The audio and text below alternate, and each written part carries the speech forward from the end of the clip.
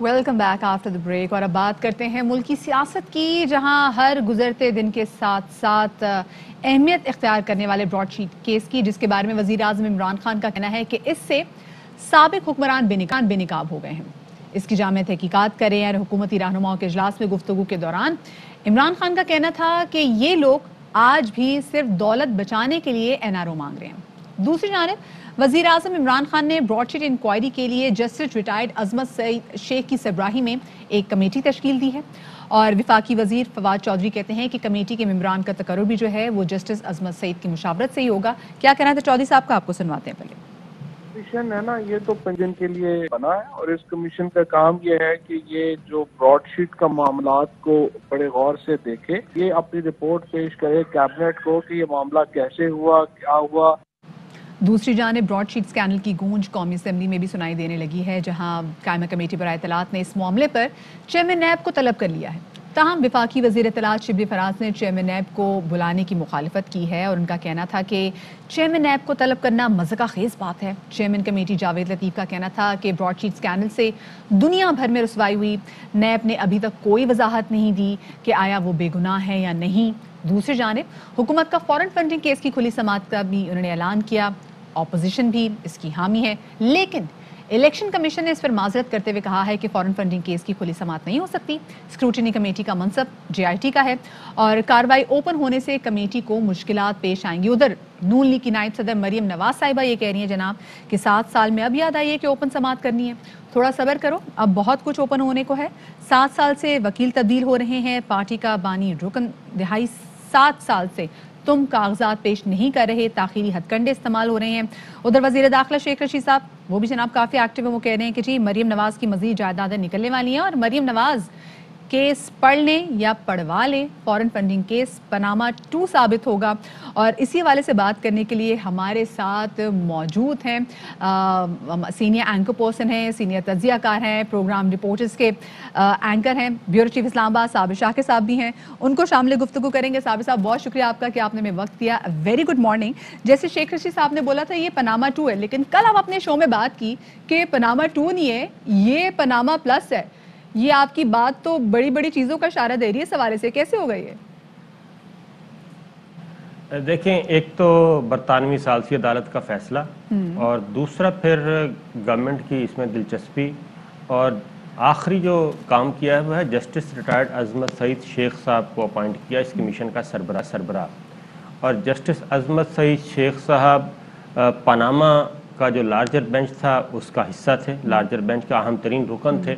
اور پھر ان کا اگر بیک گراؤنڈ دیکھیں تو یہ جب یہ معاملات چل رہے تھے 99-2000 میں، تو اس وقت یہ نیب میں تھے، نیب کے پروسیکیوٹر تھے. اور ان تمام معاملات جب یہ معاہدات ہو رہے تھے نیب کے ساتھ ان کو پکڑنے کے لیے، نیب کے اور براڈ شیٹ کے، اس وقت یہ ڈپٹی پروسیکیوٹر یا پروسیکیوٹر جنرل تھے نیب کے. تو یہ بیک گراؤنڈ اگر آپ دیکھیں پھر والیوم 10 سے یہ بخوبی واقف ہیں، جس میں مختلف ملکوں کے ساتھ MLAs کا سلسلہ چل رہا تھا. میوچل لیگل اسسٹنٹس کے لیے لیٹرز لکھے ہوئے تھے جو کہ خواجہ حارث صاحب کو پڑھایا گیا تھا. اسی لیے سب سے زیادہ بے چینی براڈ شیٹ کے معاملے میں پہلے تو مسلم لیگ نواز کو حسب معمول سمجھ نہیں آئی. نہ JIT کے وقت بھی انہوں نے مٹھائیاں تقسیم کی، جب پھر جسٹس آصف سعید کھوسہ صاحب اور جسٹس گلزار صاحب نے ان کو ڈسکوالیفائی کیا اور 3 ممبرز نے ان کے ساتھ ڈفر کیا، اس وقت بھی مٹھائیاں تقسیم کی گئیں. لیکن معاملات جب بڑھتے گئے تو صورتحال آج جو ہے ذہنی کیفیت، سیاسی کیفیت وہ ہمارے سامنے ہے. اب پھر ان کو اب سمجھ آئی ہے کہ یہ براڈ شیٹ پہ جو آہستہ آہستہ بڑھتے جا رہی ہے گورنمنٹ، اور اس میں دلچسپی، اور پھر اب جسٹس عظمت سعید شیخ صاحب کو جو اپوائنٹ کیا کمیشن کا سربراہ، اس کے بعد مجھے نہیں لگتا کہ یہ کوئی چیز رکنے والی ہے. اور اس کا بنیادی بات اب اس کمیشن نے کرنا کیا 45 دن کے اندر، اس کمیشن نے اس برطانوی ثالثی عدالت کا جو فیصلہ ہے وہ، اور پھر موسوی جو ہیں ان کو لینا ہے آن بورڈ، اور اس کو لیگل اور آئینی کور دینا ہے اس سارے پروسیس کو. تو برطانوی ثالثی عدالت کا فیصلہ یہ اسٹیبلش ہو چکا ہے کہ 16 ارب سے 20 ارب روپے کی پراپرٹیز یہ موجود ہیں، اور اسی وجہ سے یہ کلیم برطانوی عدالت نے بھی درست مانا. جو موسوی نے ڈاکومنٹس دیے ان پراپرٹیز کو وہ برطانوی ثالثی عدالت نے بھی اس کو صحیح مان لیا, گورنمنٹ آف پاکستان نے بھی اس کا 20% دے دیا, تو باقی جو 80% ہے وہ تو پھر پاکستان کا کلیم ثابت ہو گیا ان ساری پراپرٹیز پہ. اس کو کیسے یہاں پہ شفٹ کرنا ہے اور یہاں پہ کورٹ آف لا میں, اور پھر اسی ثالثی عدالت برطانوی ثالثی عدالت کے فیصلے کو آگے لے کے بڑھنا ہے اور کلیم کرنا ہے برطانوی حکومت پہ, یہ ہے اب اگلا مرحلہ. اس کے لیے میرا خیال ہے جسٹس ریٹائرڈ عظمت سعید شیخ صاحب کا آنا کوئی اچھی خبر نہیں ہے مسلم لیگ نواز کے لیے اور ان لوگوں کے لیے جن کی پراپرٹیز برطانوی ثالثی عدالت میں ثابت ہو چکی ہیں. صحیح. اچھا صابر صاحب, لیکن اس کے علاوہ یہ بھی بتائے گا کہ جیسے ابھی آ کے جو پراپر یہ کمیٹی بنے گی بھی, اور اس کے بعد کیونکہ مشاورت ہوگی جسٹس عظمت سعید شیخ صاحب سے, پھر وہ بتائیں گے کون کون سی کمیٹی میں رکن ہوں گے. 45 دن کا ٹائم دیا گیا ہے جس میں یہ تمام تر رپورٹ بنانی ہے, اور جو تمام تر رپورٹ بنانی ہے 2000 سے لے کے 2020 تک کے جو تمام تر معاملات ہیں اس کو تمام تر یہ کمیٹی دیکھے گی کہ کیا کچھ ہوا ہے. آپ کو لگتا ہے کہ 45 دن میں یہ تمام تر چیزیں ہو جائیں گی, یا ہو سکتا ہے ٹائم اور مزید بائی کر لیا جائے اس حوالے سے؟ بالکل, اس میں تو کمیشن کے پاس ہوتا ہے, کمیشن کو اگر مزید ٹائم چاہیے ہوگا تو وہ گورنمنٹ کو لکھ دے گی اور پرائم منسٹر اور کیبنٹ نے اس کو اپروو کرنا ہوتا ہے. اور یہ جو انکوائری ہو رہی ہے یہ 1956 انکوائری کمیشن ایکٹ ہے اس کے مطابق ہو رہی ہے, اور اسی انکوائری کمیشن ایکٹ کے تحت ہی وزیر اعظم نواز شریف نے اس وقت کے چیف جسٹس ظہیر جمالی صاحب کو لکھا تھا کہ آپ پاناما کے معاملے میں تحقیقات کریں. تو انہوں نے جب واپس لکھا TORs کے بارے میں کہ جی ہمیں بتائیں ہماری ڈومین کیا ہوگی, تو اس کا پھر جواب نہیں آیا تھا. تو اسی انکوائری کمیشن ایکٹ کے تحت ہی یہ معاملات آگے بڑھیں گے. تو میرا خیال ہے ٹائم کا ایشو نہیں ہے, ٹائم تھوڑا سا ایکسٹینڈ بھی ہو سکتا ہے, لیکن پھر یہ جو اگلے ممبرز آئیں گے وہ بھی جسٹس ریٹائرڈ عظمت سعید شیخ صاحب نے لینے ہیں.